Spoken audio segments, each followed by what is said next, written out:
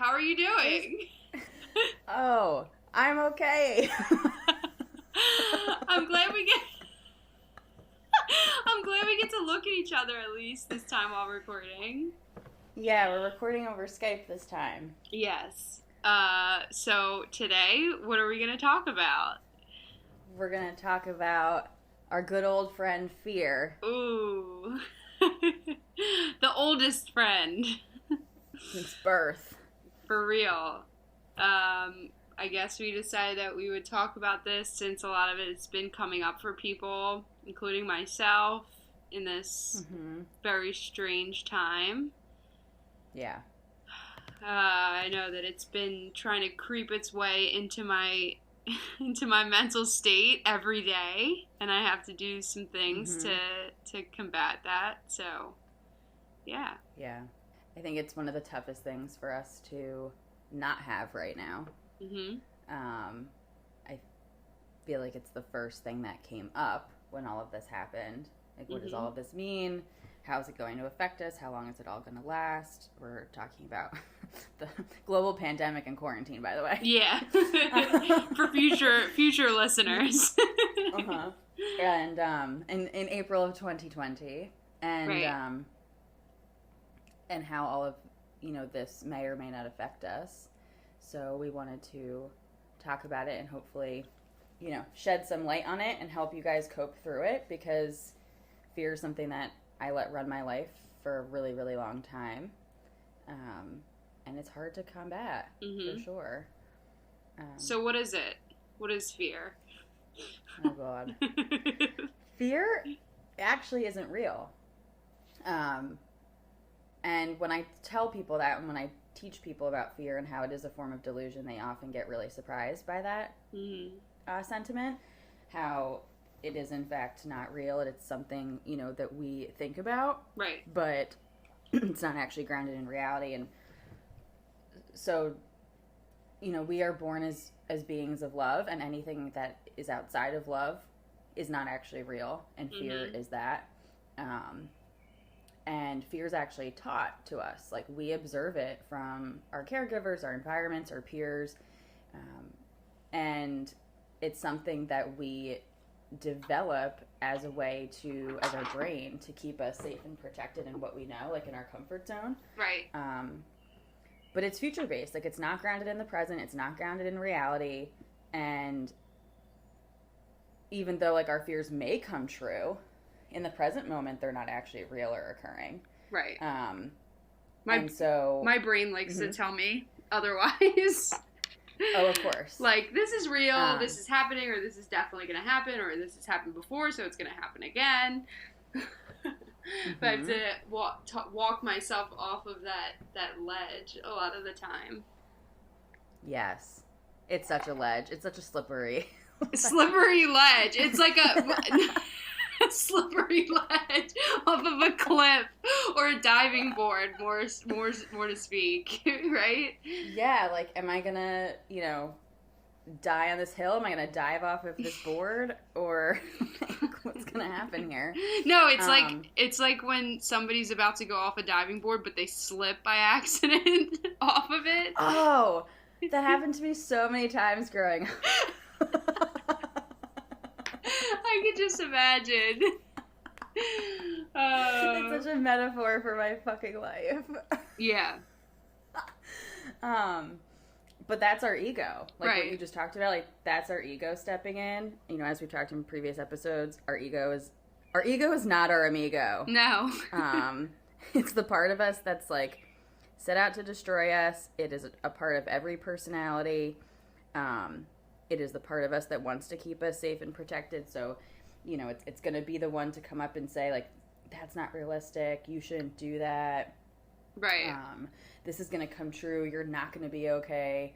But any automatic thoughts that are rooted in fear and self-doubt and insecurity, like, that's our ego. That's not us. Right. Again, like, anything not rooted in love is rooted in fear. And, I mean, anything underlying sadness, anger, judgment, anxiety is rooted in fear. So where does that come from? Like how does that manifest itself? why? Like how does it come to be in our brains? Right. Yeah, like, is it more...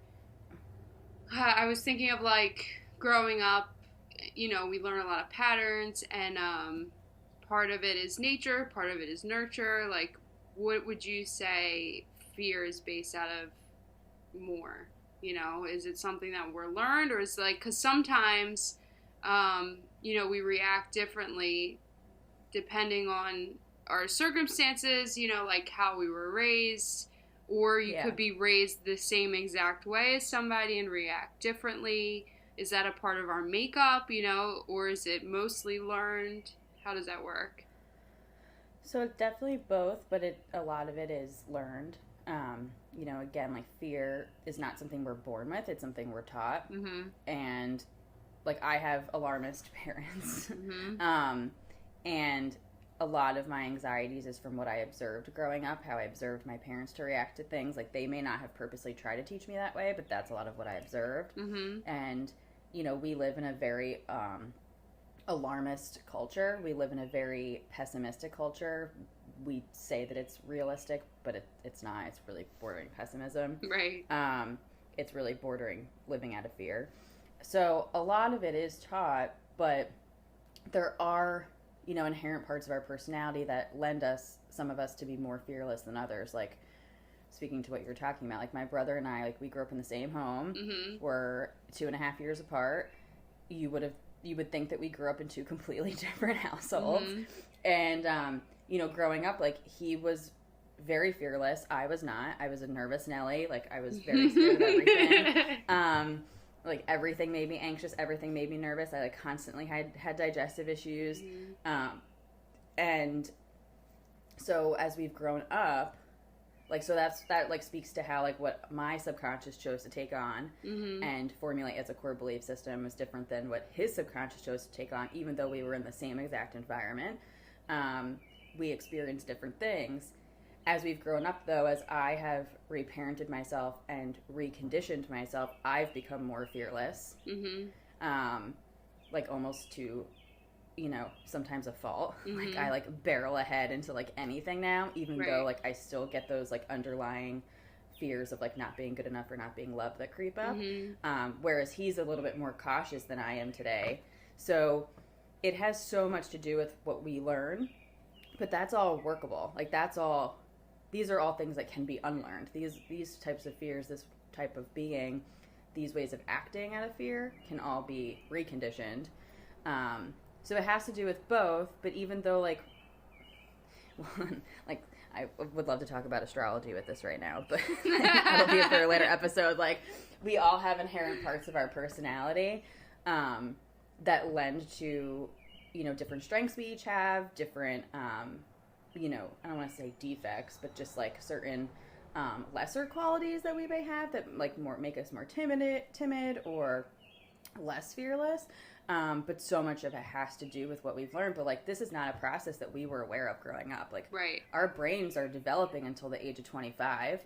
So during our brain development, like, we don't realize when we're little, especially before the age of 7, when our brain's in theta state, that, like, this process is happening where, like, our subconscious is observing Mm-hmm. and, like, storing this information and, like, storing and, Like like a creating sponge, these core beliefs. yeah. Yeah, quite literally.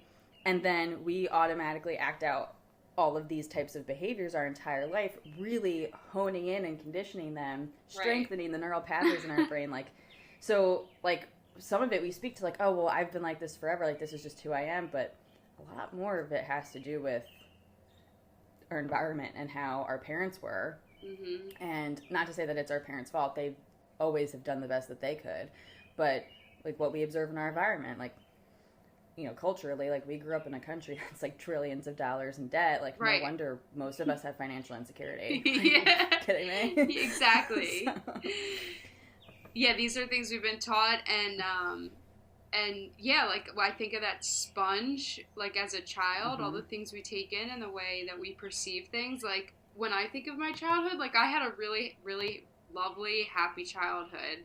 But when I also think of my childhood, I think of how I, too, was a nervous Nelly. I was anxious all the time. And people would not say that they remembered that. you know, we've talked about this before, like, their perception of me that I was just, like, this happy-go-lucky child, but my perception and my memory of my childhood is that I not only felt a lot of fear, I did walk through a decent amount of fear, but I always, like, every step of the way when I think of a milestone of my childhood, like, I think about, like, having that nervous feeling about doing anything, even if it was something positive, like, even positive memories, like, I have these, like, I love dance, I love music, but, like, I had this acting class that I was so excited to do. It was, like, a really well-known theater in the area, and, like, as soon as I got into doing it, I guess maybe it wasn't what I expected it to be. A lot of it was just, like, the teacher sitting around and telling stories, so, like, I made the decision that, like, I didn't want to be there, and, like, I didn't like the teacher. Like, she just made me nervous. And just, like, the people there, like, it was more, like, I felt like it was, like, a social thing, and, like, I wasn't feeling it, which is #relatable even in my 30s. But I decided that I did not want to go anymore, and every time my mom would, like, try to make me go, I'd get so anxious, and, like, I threw a fit. And, like, this is a pattern in my life. When I get feared up about something, or I don't want to do something, or something gives me anxiety, like, I will fight tooth and nail to get out of it. Like, I'll go to any lengths to, like, not have to go. And I remember, like, crying and feeling bad because my mom's like, I already paid for all the classes. Like, I felt bad about that, but still, like, I could not force myself to go because I was so afraid. And I had, like, a piano teacher who was, like, straight from Russia, and she was kind of scary, so I was like, nope, not going there. I feel like maybe I was just, you know, I definitely had, like, like, more of a nervous disposition, and that led to me avoiding doing things, even if I got a little bit uncomfortable or afraid. I would be like, nope, I'm out. I don't like the way I feel, so I'm going to avoid this.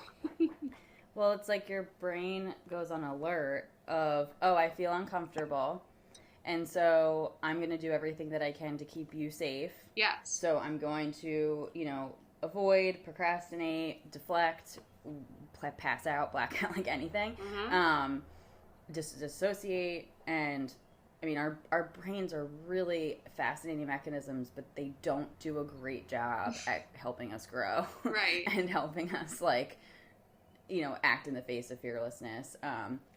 But you were bringing me back to my similar experiences in dance class. Like, my ballet instructor was from France. She was so scary. And, like, if I ever felt, and this is, you know, patterns that I was able to look at as an adult and look back on. You know, if I ever thought that there was an instance where I wasn't going to be the best, that, you know, it would be the potential of me being viewed as not being good enough were to come up, I would not go. I wouldn't do it. I would quit. I would stop. Abort. Yeah, seriously. And that's so sad to think about now, but, you know, that quite literally was the case. Like, that's how I let fear run my life for so long. You know, I would do really just self-destructive things, or avoid things, or quit things, or, you know, leave things that I loved because I was so afraid of not being the best or not being good enough. And those fears still come up. Like, my ego still likes to tell me those stories now as an adult. It's like that little, you know, devilish voice in my head that's like, you're not good enough, you're not loved, you'll never be loved. Like, and yeah, it's a bit. Fear's a bitch. Seriously. So there's so much work, you know, luckily that can be done to combat that now and move through that now, that even though our ego will come up and try to tell us stories still, because that's just part of how our brain works and part of the human personality, like, we don't actually have to act out in fear anymore. Right. Which is a lot of what we're seeing today. When I think of, like, how I act now, in relativity to, like, when I feel afraid or nervous about something, it's definitely gotten better. Like, I have that alert system that when I feel that fear, like I know my brain's going to tell me to run, escape. So I try to do the opposite now. And something that's been really helpful, like I had to deal with a situation with work, and I had to make a phone call, and this is something that like comes up for me over and over and over again. Like if there's something that I'm nervous about confronting, like that's one of my fears, like confrontation. Like I want to shut down. I like start freaking out, and I remember my boyfriend was like, just make the call. Do it right now before you have the chance to work yourself up into like getting so upset that you just keep putting it off, and then I get stuck in this like perpetual cycle of like fear, obsession, and then like nothing gets resolved. And then I find that when I actually just walk through the fear and do the action, like the outcome is nothing what I thought it would be. And and a lot of times, like, my fear is irrational like that. Like, I'll know that it's gonna be okay. It's just, like, going through it is what I'm actually afraid of, you know? Like, having the courage to pick up the phone and make that hard phone call or deal with something difficult. And so I've been learning, and he's really helped me learn that is, like, I have to practice these things in order to make them a habit so that I can start to reframe the way I behave in relation to fear. Yeah.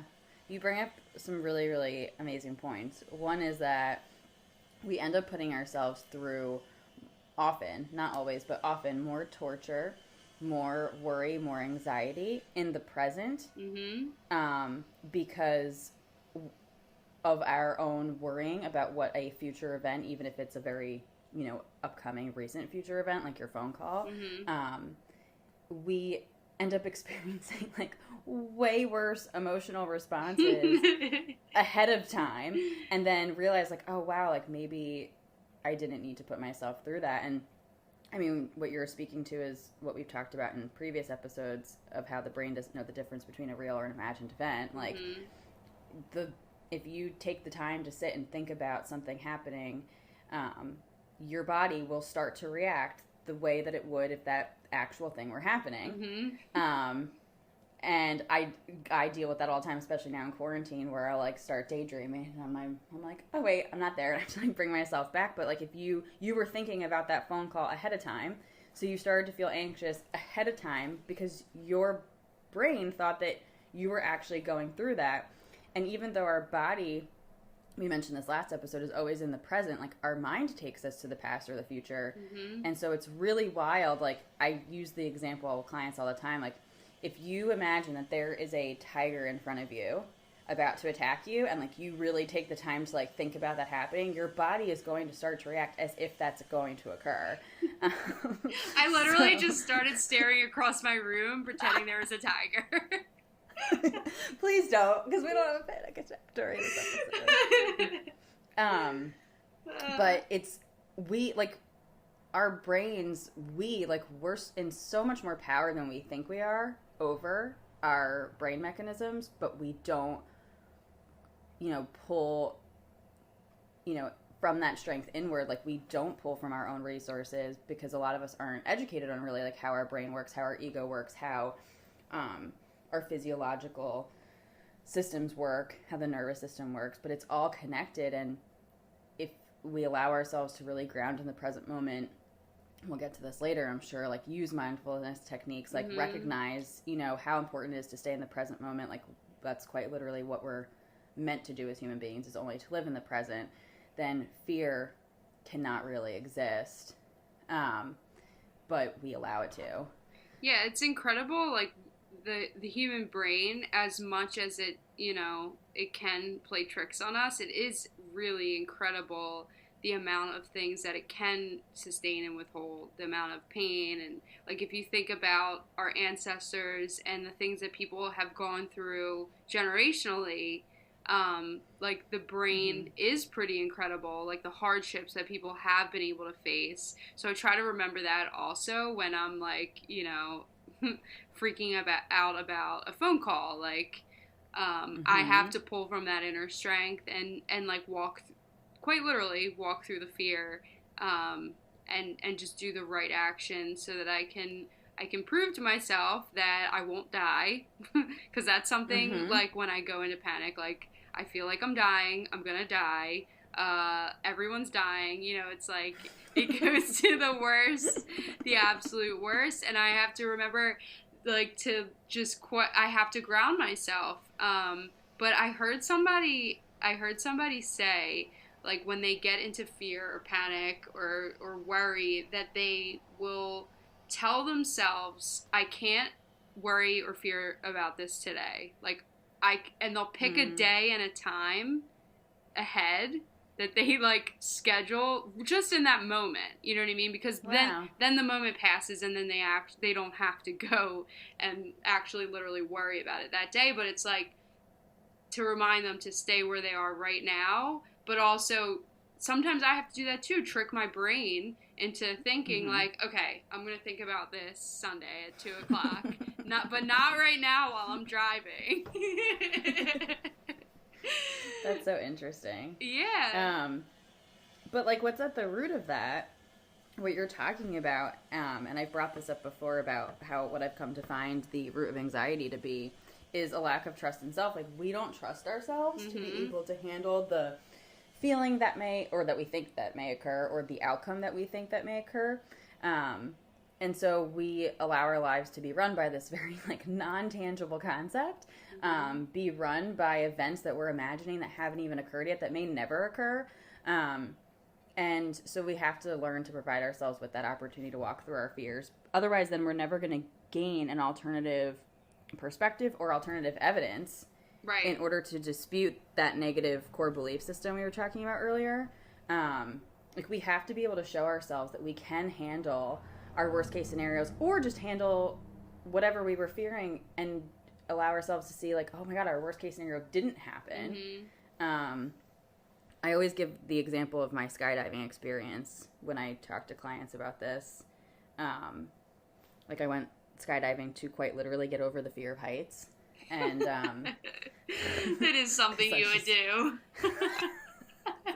You just, like, go balls to the wall in, like, every possible way. Yeah. And for anyone who's been skydiving or hasn't been skydiving, like, they make you wait, like, 4 hours from your reservation time and before you actually, like, go up on the plane. So I knew going into it, like, my friend and I who went, if we sat there and worried about it for 4 hours, like, that was going to be a whole mess of self-inflicted torture, and, quite a experience of mindfuckery. So I really tried to, like, focus on other things and, like, breathe, do my breath work, and be mindful, and we talked about other stuff. For 4 hours? Yeah, for 4 hours. It was awful. I would do it again. But, and I don't know, for those of you who don't know, like, when you are flying up into the sky to go jump out of it, like, the plane itself is, like, more dangerous than, like, jumping out of it. So, like, you're, like, on this rickety-rackety plane, like, that's when my, like, anxiety started to come, and I was just breathing, and I was like, okay. The thing I was most nervous about was getting to the edge of the plane and looking down, because I was nervous that I was going to, like, be like, nope, stop, like, and, panic or avoid, like, again, pass out, like, anything that our body and brain will do to, like, get ourselves to not experience that awfulness. I wouldn't even get on the plane. Like, it's a non-starter for me. It's not happening. I don't ride roller coasters. Like, no. I would love to. It's just, I have such a physical response to fear that, like, it's okay. That's just who I am. I'm not willing to push that line. That's okay.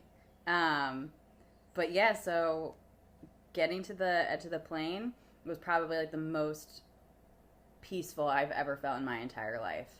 And I realized in that moment that when in the midst of the fear itself, fear cannot exist.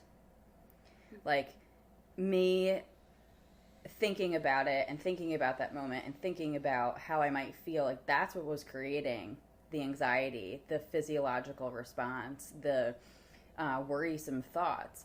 But being actually in the middle of that experience that I was thinking about for days, weeks, hours prior to that, there was no fear. And I have that, I don't remember a lot. It's a trauma response, but like I remember that moment so clearly. And I often go back to it to remind myself that like I did quite literally like the dumbest thing a person could do, like purposefully jump out of a plane. Like that's something like I could actually have died from, and I was okay. And like it was the most peaceful and exciting moment of my life. Like even when you're gliding down, like I had the thought of like, okay, like I could still drop and die, but like you were just in such bliss. Yeah, like in such a moment of oneness with the sky and the clouds and yourself that like you have nothing else to do other than trust. Wow. And like that is a lot of like what the like part of the remedy to fear is trusting and having faith. So I always give that example to clients who, when I usually tell them they like have panic attacks, like while I'm telling them. Yeah. I'm like, no, like I'm telling, like it's so important for us, and this isn't everyone's experience, and it's not going to be everyone's experience, but I've come to find like it's been really important for me to push myself to do the things that I fear the most in order to get over them. Like a ship is not built to stay safely tied to the harbor. Like it's not. It's meant to go out and, you know, be amongst the waves. So, in relation to your skydiving story, I have an anecdotal story also. So, are you talk about your needle phobia? Yeah. Well, I'll start with the funny side of that. So, yes, I have a legitimate phobia of needles. It is completely irrational. When I see one, I get a physical response. I feel like I'm going to pass out. I often do pass out. But I wanted to get a tattoo, and I wasn't afraid of getting a tattoo. It's a different, like, when I saw the tattoo gun, like, I didn't have the same response, so I was like, okay, this will be different. Like, I don't see a tattoo gun as, like, a needle. We were on tour in Florida, and I was like, I want to get a tattoo. So we stop at this place in the middle of nowhere in Orlando, and I'm like so excited, right? I'm like I'm living my best life. I'm like pretty newly sober. So we go to this shop, and I pick out what I want, and we actually just like designed it there on the spot. So my friend went first, because of course I wasn't going to go first. By the time the tattoo had started, I had worked myself up so much that, like, less than halfway through, I started feeling like I was going to pass out. Like, and, you know, my upper lip started sweating. My friend was like, are you okay? I was like, I'm okay. Like, by the time I felt that way, I had realized that it didn't hurt. Like, there was no reason to have that fear, but my body had already started to react that way. And it was too late. There was no turning back. So I started passing out. And so now I have that story that I got one tattoo and I passed out, and I'll never live it down. But, you know, I have had experiences where I've had to get blood work, and I know that I'm going to react that way. And, you know, and now years into, like, working through this, even with, like, I will be in a doctor's office or a dentist's office getting dental work done, and I'll be doing breath work, and I will still have to, like, fight that response. So it is completely irrational and fear-based. I don't know where it came from. I do remember, like, one of my earliest memories of going to get, like, a shot and reacting that way. Like, I don't know why. So maybe it's something in a past life where I was attacked by needles, or who knows. But your body was like literally doing all that it could to protect you. It was like, oh, we don't want to experience this. Pass out. But I've noticed, like, totally check out. I've had to get a lot of dental work done, and that's like another example of walking through the fear. Like, I've had to just go and show up to these appointments and get this awful stuff done to my mouth, and it's like so painful. But in that, my phobia of getting needles has lessened, because it's like exposure therapy. I've had to go so many times and do it that now it's like I know what it's going to feel like. I just close my eyes and I breathe, and I try to calm myself through it. It's so But that's wild. exactly like what you can do to yourself that's like self-loving and compassionate, and then also helping yourself relearn those patterns rather than allowing your brain and body to react the same way over and over again. Um, Or because our brain, yeah. like knowing that it might continue to happen, but still just getting through it. Like Getting through it. accepting that that's like what it is and doing my best, but like, because that's another thing, I would get so freaked out about the feeling I would get, you know, Right. when I would get afraid of these things, that it would make it much worse. So now I can go and know that this may happen, and it won't have to be as psychologically painful for myself. Yeah. But that's still a really great example of how you don't let that fear run your life. Right. Yeah. You know, because you've accepted it and you cope accordingly in what you found works for you.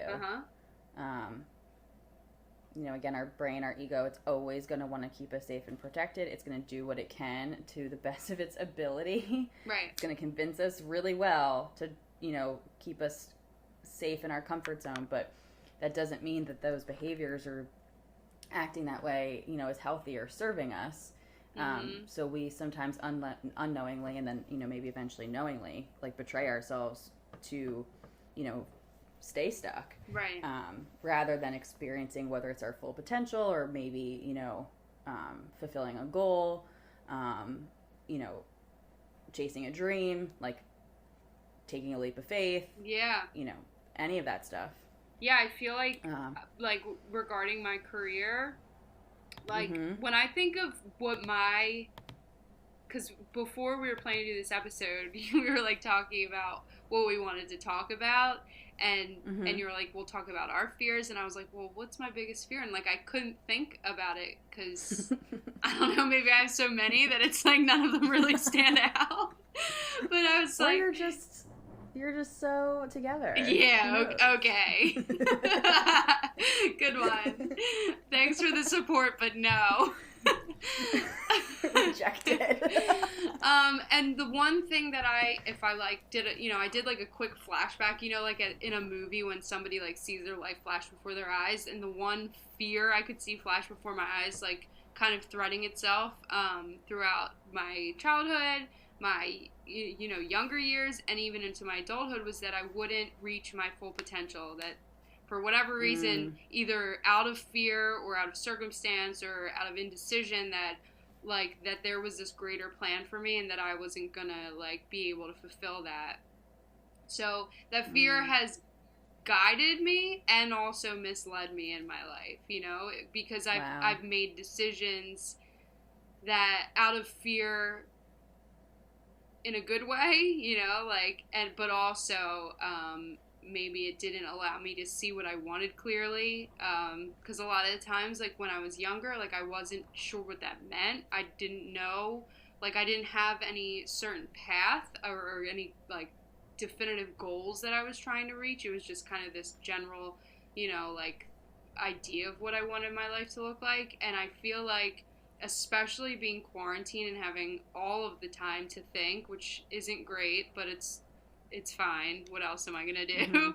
I've seen that I've had a little bit more clarity about maybe like what I thought my life was gonna be, or what I wanted my life to be. Maybe it wasn't really what I wanted, you know, like so trying, especially, you know, with like my career now, having this like fear of financial insecurity, like it's definitely like bringing up some of that fear of not meeting my potential. But now I'm kind of realizing like what my potential is might be different than the idea that I had from like a young age.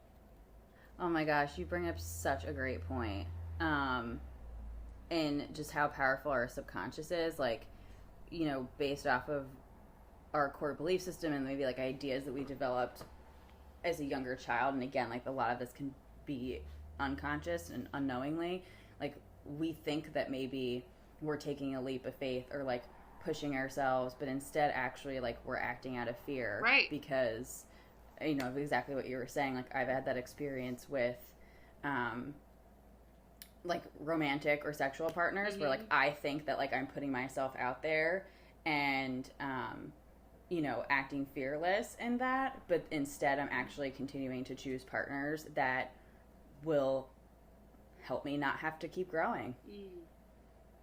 You know, or like keep me safe and protected in like my daddy issues. Like we've talked about in a previous episode. Like we sometimes think that we are pushing forward and growing, but we're perpetuating habits.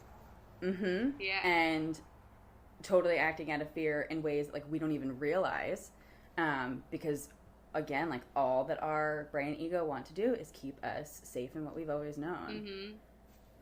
Wow. Yeah. Such great revelation. It is great.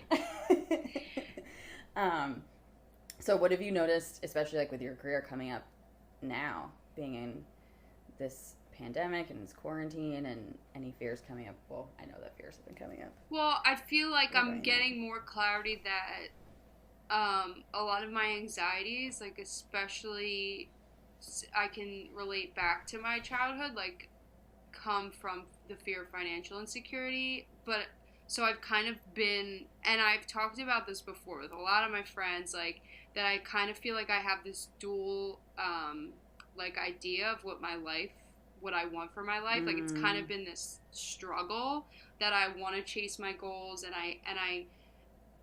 now I'm realizing that like my dreams they can be big. I can have big dreams, but I can also be grounded in reality and strive after the security, and like that's okay. Like when I was younger, like I thought that I'd be settling if I, you know, pulled back on my dreams for like, but I'm finding now that like, you know, I'm 30. I crave security, and I might be willing to adjust, not give up, but like reframe like what those dreams look like, because like that will lead me to like having a better life because I'll feel better. You know what I mean? So I'm kind of like taking this time to think about what that looks like and how to achieve that, because like maybe that's what my potential was. You know, like maybe that's what it was meant to be, like to realize this now at 30. Like I had to go through everything that I always believe that like I've had to go through everything that I've gone through, and all the take the risks and the, you know, like when I was younger, I had no desire to like live a normal life. You know, I was all about like the rock star mentality, and I was fearless in some ways, and I could have been, you know, a little bit more fearless in other ways, but I'm here exactly where I'm supposed to be, and I'm in this quarantine, so now I have the chance to, you know, maybe adjust my sails and make decisions now, not based in fear, but in like having that clarity, which originally came from fear, you know, like, so I'm learning from it.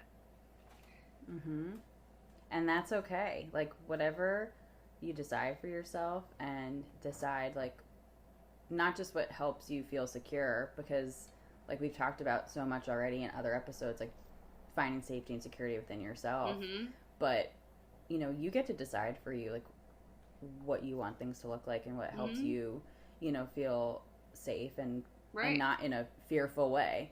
So I think that that's great. I'm sure that that's helping at least serve you now too. You know, I know everyone's instinctual reaction is to act out of fear right now because everything's uncertain. Everything's unknown. What I've been telling people who, you know, have been saying, I mean, I was saying this to you from the beginning too, like, oh my God, like, I don't know what's going to happen. Like, I don't even know what my day is going to look like. My weeks are going to look like what's going to happen with work, what's going to happen with this. And, you know, my response has been, well, we didn't know what anything was going to look like before. Like, we took that for granted.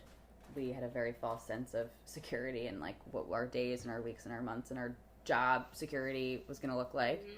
You know, people are talking about feeling very out of control of, you know, our external environment, what's going on. And I said, yeah, well, you weren't in control of any of those things anyway before. You just thought that you were. Right. It's illusion. Yeah.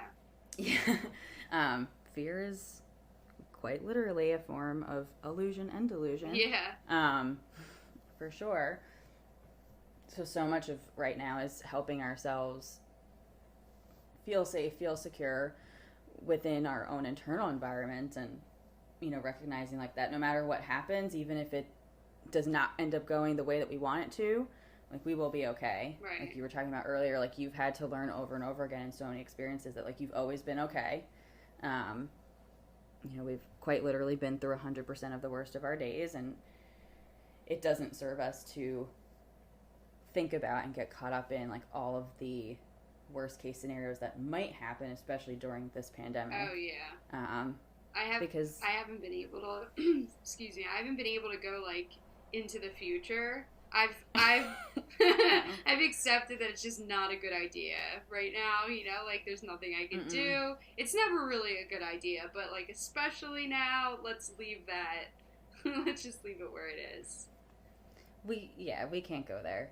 And I've experienced, like, the, how much, like, ignorance is bliss, and, like, how, like, much safety I can, like, experience in my own bubble. Like, the only times that I've gone to, like, an actual place aside from my parents' house has been the grocery store, and it's only happened twice since, well, the last time you and I were there. Yeah.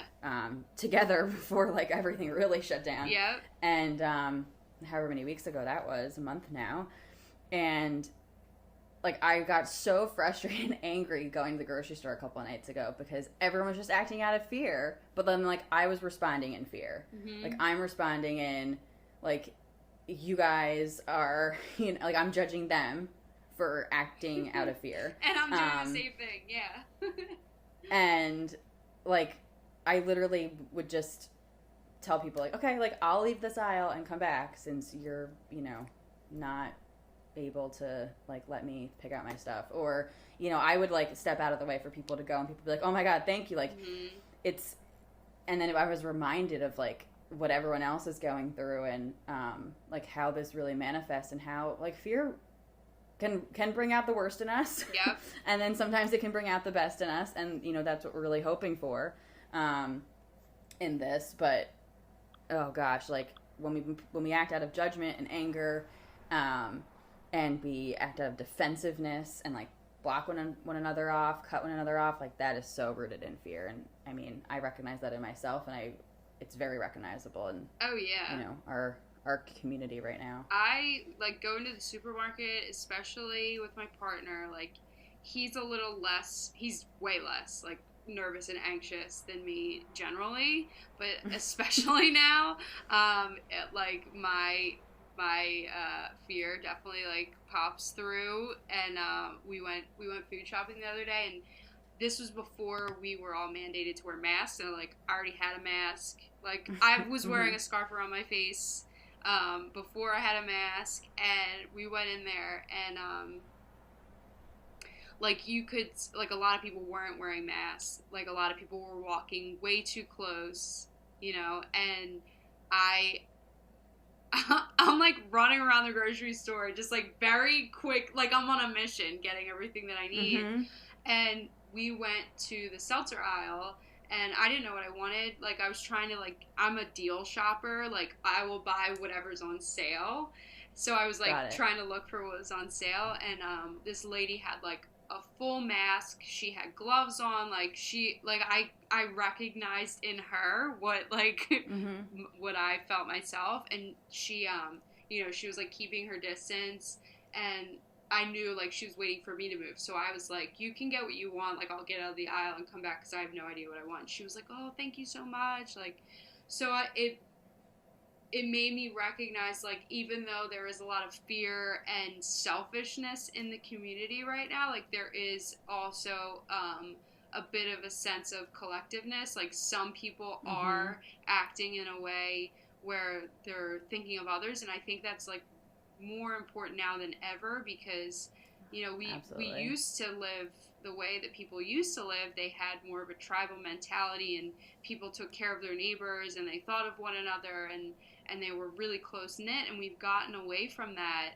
And I think that unfortunately is showing a lot, especially when all this started with all of the people buying out all the products. And, like, of course people are going to want to take care of their families, but I think it would be to our benefit to be a little bit more mindful about thinking about how we treat others. Even if you're in the supermarket and you have a mask on, like, you can smile with your eyes at people, like, you don't have to glare them down like they're evil because they don't have a mask on. Like, I am guilty of that, like, I've been unfortunately judging the shit out of people. Like, it's a great reminder. Yeah, so I think that we, like, when I go out, like, yes, I'm afraid, but I don't have to act in that fear and be rude to others. Right. Yeah. Yeah, where it's not our job to police other people or educate them on how they should be. Right. Unfortunately. Yeah. So you want to talk a little bit about the work? Ooh, the work. The work. So yeah, what work that we've done or, people can do regarding fear. Sure. So something we've done, something I also have other people do that I work with, is looking at what our fears are, why we have them, and how it affects us, or how they affect us, excuse me. And so it's, like, helpful for me at least, to put that on paper, because then I can actually sometimes come to an understanding of how realistic they are or not. Right. And any fear inventories I've ever done, I mean, my first one ever, like, I'm pretty sure all of those fears actually ended up coming true, and I was able to learn, like, I could get through all of those things. Right. And everything could be okay, even if I didn't like the outcome or liked how it felt, or it could have been very painful. Right. I still was able to be okay, and still am okay. Right. And then going a step further, like, looking at the history of not trusting ourselves, like, what that looked like. So, because that's the root of it, really, when it comes down to it. How is our reality denied as a child? What has that history looked like? How have our behaviors reinforced that lack of trust in self? And then looking at how we can rework them through opposite action and different types of behaviors today. For me, I practice a lot of mindfulness, a lot of breath work, a lot of grounding techniques. So, like, I put my hand on my heart and my hand on my stomach a lot, and I do breath work that way. I hug myself a lot. I use my feet to ground in the ground a lot. I go through all 5 senses. We talked about that last episode briefly. What do I see, hear, feel, touch, smell? Right? I think so. 5 senses. Or the sixth sense, if you see dead people. Or that. That's for a later episode. Yeah.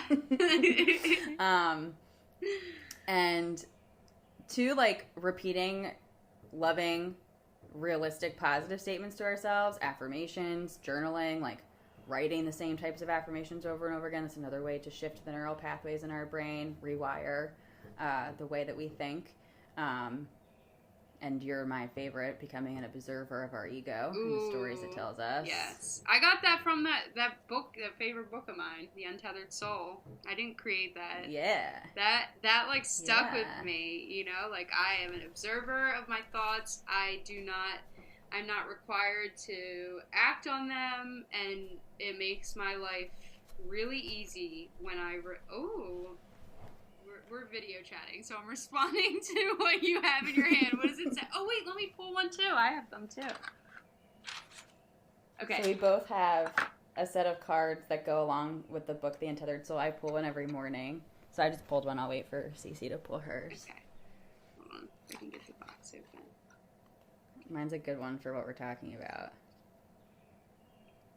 So mine is, you must go through the darkest night in order to get to the infinite light. Wow. What we call darkness is really the blockage of light.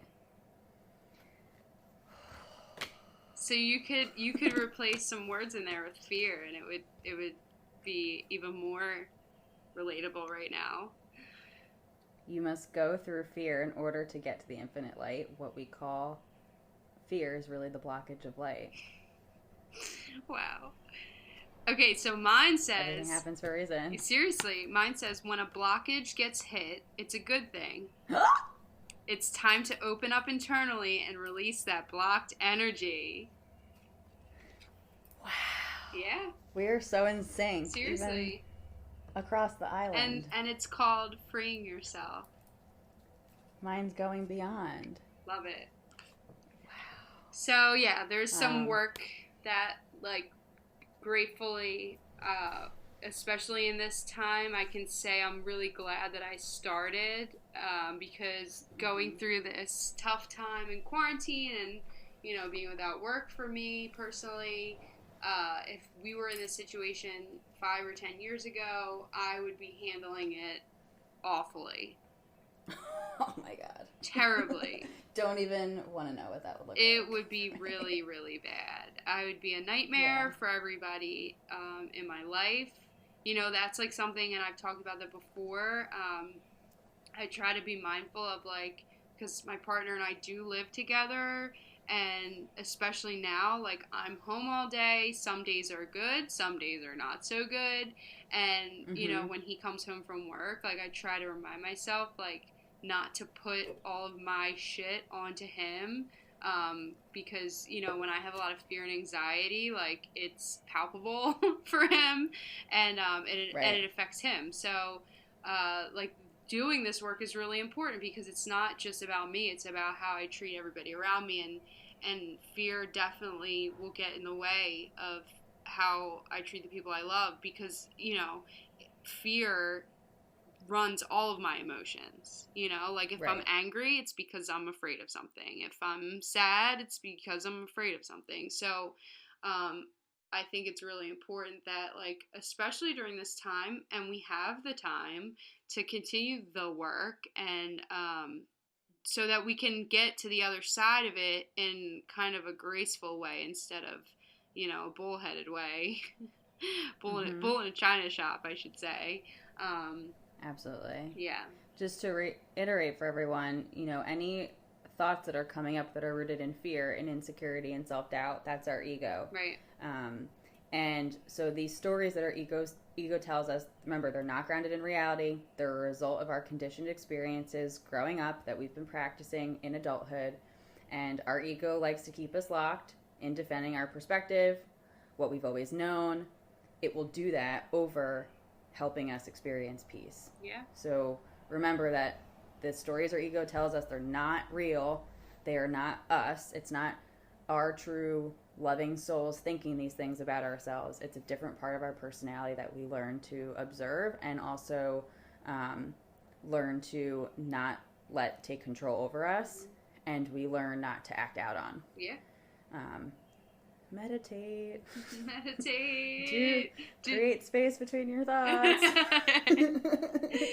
Yeah, I've been doing a lot of yoga, a lot of just everything, anything positive. Because if not, well, let me just say, and we shared this with each other last night.